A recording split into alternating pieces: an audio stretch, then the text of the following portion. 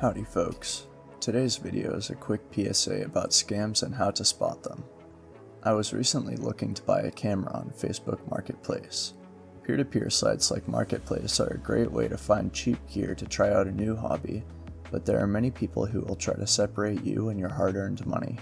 In my search, I came across a listing that met all of my criteria. It was well within my price range, close by, and listed by someone who looked trustworthy. Before we message this person, let's look a bit deeper into their profile to see if we can spot any immediate red flags.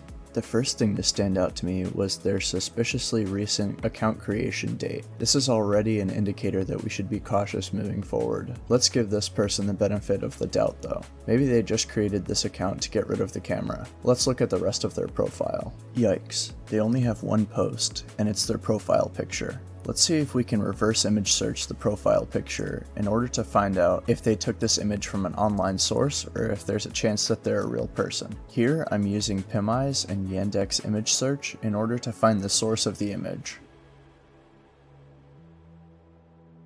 Looks like we don't have an exact match. Remember, that doesn't necessarily mean that this person is real. There's a chance that this image was AI generated or pulled from a private social media profile. Unfortunately, we can't gather much more information without talking to the person. We've done our due diligence and should be skeptical going into this conversation. My first indicator that this person wasn't who they say they are was that they were awake at 1:27 a.m. to reply to my message.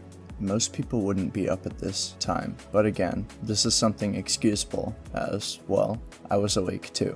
After answering my question, they began to try moving the conversation off the platform. Facebook even warns you about this. This is the first big red flag to watch out for with scammers. Always keep conversations with sellers and buyers on the platform that you're selling or buying on. I reply to their message and state that I'd like to keep the conversation on Facebook Messenger. They say that's okay and jump right into trying to get my payment information. I tell them that I have Zelle. I ask them to take a picture of the inside of the camera's battery compartment, not because of the reason I'll state later, but because I have to make sure they even have a camera. They reply pretty quickly with a video of the camera that doesn't show what I asked for. I call them out on this. They try to change the subject and ask if they can ship it today. I ignore that and ask for a different video, stating my reason as, I have seen the battery compartment wears out after some use. They say, I can't be able to do that.